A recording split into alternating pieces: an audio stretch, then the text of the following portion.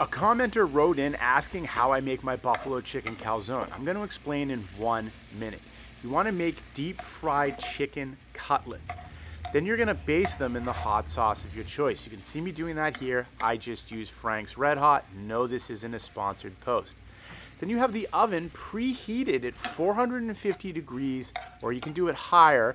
And then you have a generic pizza dough, and you stretch the dough out, and you're going to put the chicken cutlets inside of the dough, put mozzarella cheese on top or whatever else you want, make a quick egg wash, baste the top, put a slit in it to let the steam out, and then bake it to your desired brownness. This here that you're looking at, about 17 minutes.